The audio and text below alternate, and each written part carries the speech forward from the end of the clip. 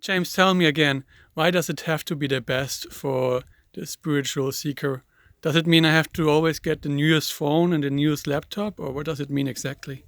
Well, you should have the best for whoever you are or wherever you're at the time. Like, for example, in the Bhagavad Gita, Arjuna is asking him about what's the best way, what's the best path, right? And Krishna, now the best path is jnana yoga, in other words, removing ignorance. But he lists the stages, the path, the steps you have to go through on the path. He lists them. And you would think, well, karma yoga would be the basic stage, the first stage, and jnana yoga would be the last stage, which is, logical. But Krishna doesn't put it like that. He says karma yoga is the best, and then the other stages are not the best, are less valuable. Now that's a weird contradiction. When you read that verse, you think, what the heck is he talking about? Well, what he means is it's the best for Arjuna at that time. He wasn't qualified for jnana yoga, so jnana yoga doesn't work. Krishna already tried to work jnana yoga on him at the very beginning, and he failed because that's why he taught him karma yoga, because he couldn't do it.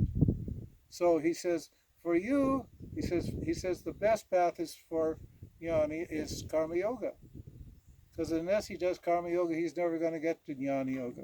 So you can argue that, the worst path, the least path, the least best path is always the best path for anybody who starts.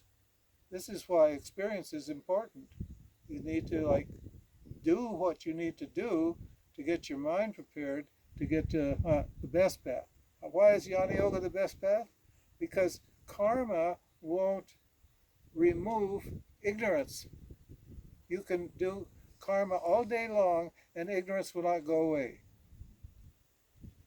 There's this story, a cool story about this servant who goes to work.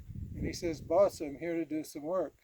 And the boss says, okay, here's a bucket and a shovel. I want you to go to the basement and I want you to shovel out all the darkness because it's dark down there. Because I want to see around the basement, what's in the basement. So the guy said, yes, boss. So he goes down and he puts the bucket in and he starts shoveling the darkness in.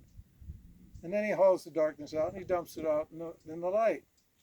Right? Of course, it goes away, the darkness is there.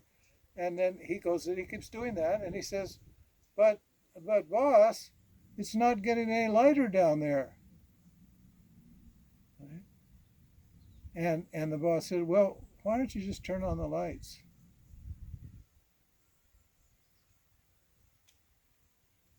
So karma is not going to remove your problem.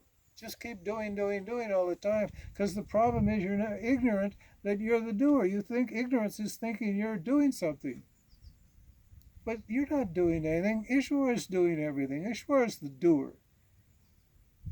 So tell me again, should I now get a new phone and a new laptop because only the best for the spiritual seeker? Yeah, you should have a brand new one.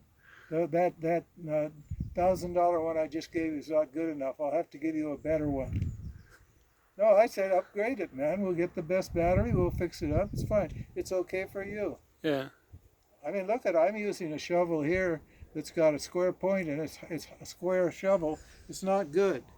We're shoveling this crap here, this Ishwara stuff. We have to take it to the dump, and it's hard work. And what? And Steve's got a nice pointed shovel and it picks that stuff up real easy. Now, so now I've got the best shovel because I'm using Steve's shovel. But the other shovel's okay. But why should I use a shovel that's inefficient? Huh? To serve God, because I'm serving God. I'm cleaning God's rubble here. This is Ishwara's stuff. I'm cleaning it up for Ishwara. Ishwara said, clean up my stuff. I say, yes, boss. Yeah. I say, give me a good tool, Bhagawan. You can't give me these crappy tools. So Steve shows up, and Bhagawan shows up in the form of Steve, gives me a good tool, then it's easy. Okay, thank you. At least you heard what I said, oh Lord. Thank you. I'm happy to do your work, but you got to provide me with the best. Right on.